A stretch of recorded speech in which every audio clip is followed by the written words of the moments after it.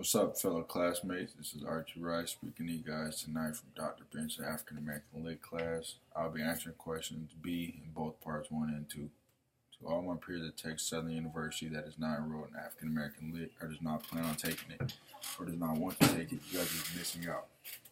When I first came into this class, I intended to further my education about the history of African Americans as well as topics on MLK and Malcolm X and what they did for our culture.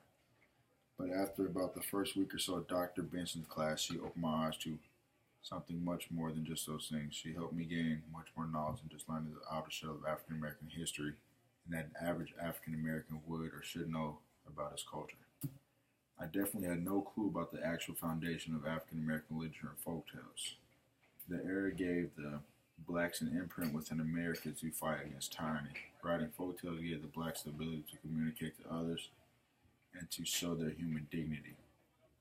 An example of human dignity would be in Clotel, how Mr. Johnson gave the money to Clotel to help her out, even though he did not have much.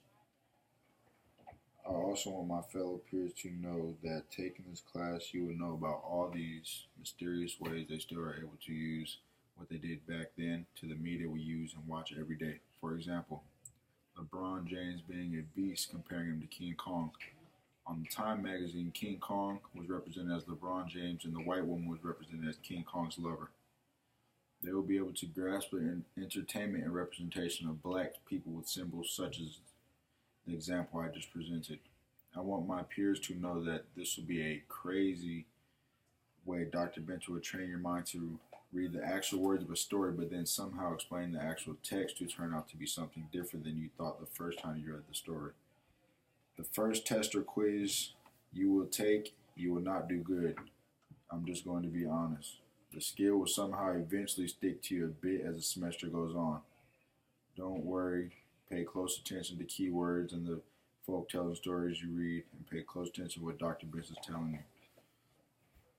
My second question is B.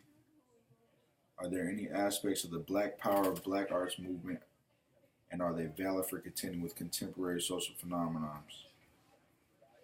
The Black Power movement became the rallying call of black nationalists and revolutionary armed movements like the Black Panther Party in the 1960s. The Black Power is a political slogan. It's a name for various associated ideologies aimed to achieving self-determination for the blacks.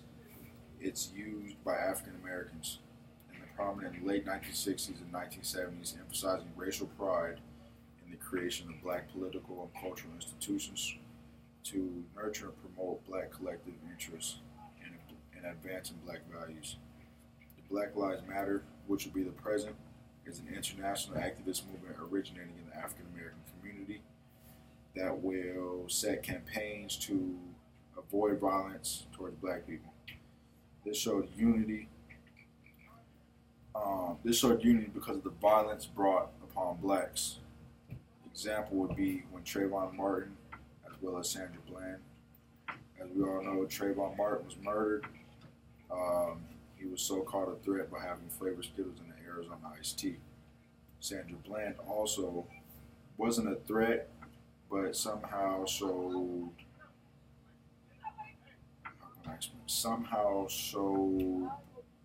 basically didn't bow down to the cop, but didn't disrespect him at all. She got killed on the way to the interview at Prairie View.